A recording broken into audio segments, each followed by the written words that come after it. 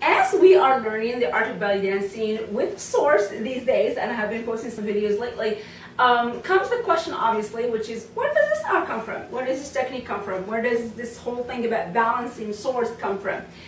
Is it specific to a certain culture? Is it made up prop? Is it a modern prop? You know, we never know, because with belly dancing, it's such a great art, which is actually what makes it great, is that it progresses and changes and mixes itself with other dances around the world. So where does the sword thing come from? Well, the sword dancing, there's a lot of different theories. I don't really know which one is right. I don't think anybody actually knows which one is right, okay? Because, you know, you haven't been there. So, you were not at that time, so no one really knows for sure. That's just my thing, all right? I don't care about history and all that.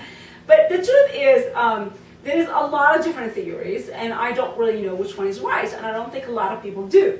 So let's talk about it, and what are these different theories? Well, one of them is balancing objects in general, because, I mean, you can talk about balancing objects as a dancer, but also talking about specifically the sword, okay? Those are completely different things, because if you go to North Africa especially, which is where I'm from Morocco, balancing objects while dancing is much more common than in the Middle East. In fact, I think all the Middle Eastern countries like Egypt, Syria, Lebanon, you know, Palestine, all those countries, when they balance objects as they're dancing, it's usually a kind of like a borrowed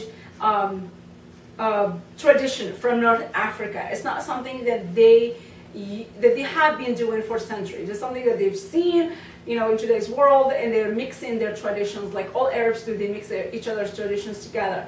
But it's much more common, because if you go to the Berber villages, by the way, in the south of Morocco, which is where I'm from, my family is from, and look at how women dance there. They balance a lot of objects above on their head as they're dancing. And these, by the way, are cultures that are still today, and I will say this out loud and be very sure of it, it's a primitive society. These people have never seen phones, have never seen television, don't own cars, have never seen a vehicle in their entire life. It's a very much primitive culture. So these are not people that I can just say, oh my God, yeah, they borrowed that from Egypt. No, they don't. They don't even watch television. They don't even know what the word belly dance means. They have never seen belly dancing, and yet they still balance objects while they're dancing.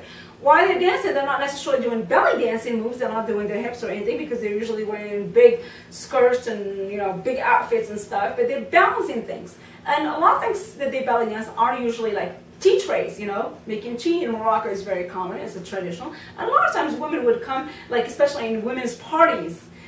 There's lots of women's parties. In fact, all parties in the Berber culture are women's parties. And the reason is because there's always a separation between men and women. You know, men go to one room, women go to one room, and everybody parties and dances. But men never, ever, ever mix with women. The only time a man is supposed to see another woman is if that woman is related closely to his family.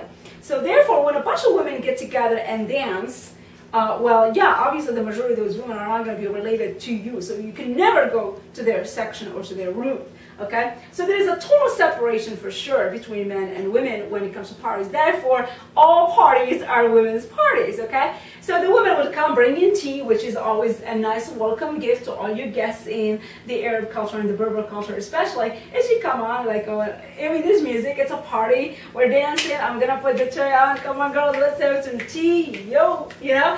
And honestly, this is how they react. This is their attitude about it all. So they put the tea on top of their head and they balance it as they come into the bunch of girls and like, let's have some tea, you know?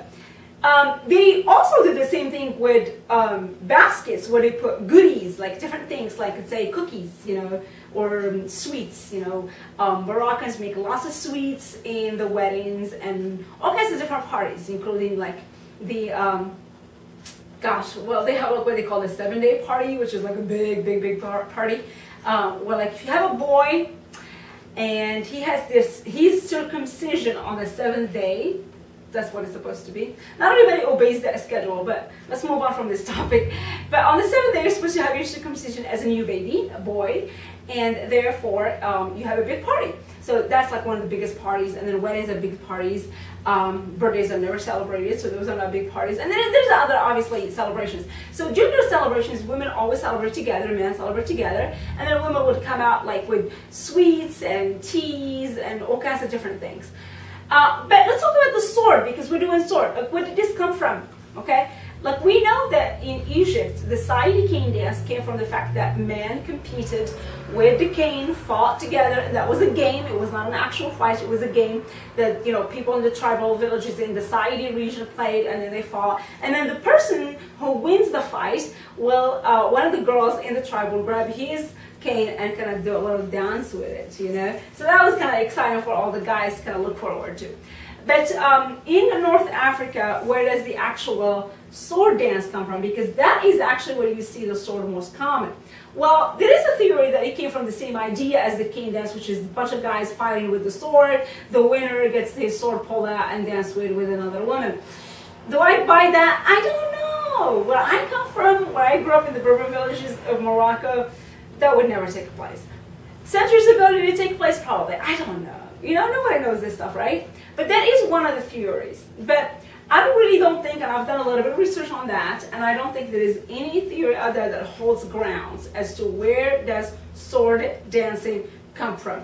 But there are many other things that North Africans balance while they're dancing. I would definitely say it's a North African thing, but why it's a sword rather than something else, I don't know. Women have danced with swords, continue to dance with swords in North Africa, and I don't know where it actually came from and what the reason behind it. So that's my little 2 cents on it, based on my experience living there and also what I've been seeing and what I've studied. So I hope you guys can find something else, and if you do, and if you find something else, absolutely share it with us. Would love to know what it is, as long as it's like based on some common sense and some good knowledge and some good research. I always am open to reading and listening to it. Okay, I'll see you guys in the next videos on free belly dance classes. Make sure you subscribe to this channel. Make sure you check out the website below, and I'll see you there.